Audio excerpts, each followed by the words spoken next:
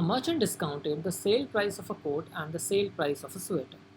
Which of the following two articles of clothing was discounted by a greater dollar amount? So we have to we have to compare the dollar amount discount on these two items, a sweater and a coat.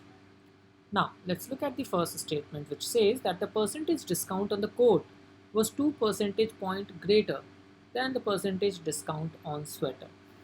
So, on coat, if the discount was X plus 2 percentage, then on sweater, the discount was X percentage.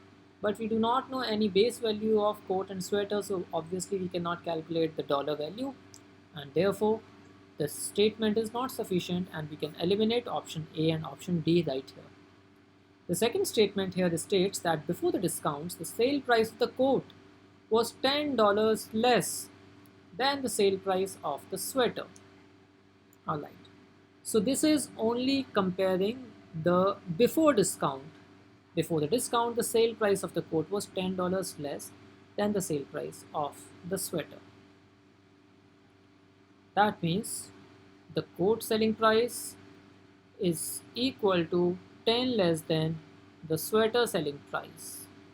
But these are the original prices before the discounts.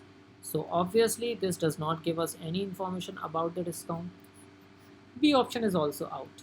Even after combining the two statements, we have not been given enough information here, because you see that here we only know that on coat X plus 2% discount has been given and on sweater X% discount has been given.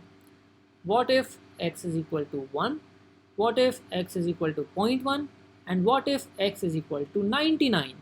So the different percentage values will result in different thing in comparison to these $10, and therefore we say that even after combining the two statements, because X is still unknown, therefore the given information is not sufficient and answer to the question becomes option E.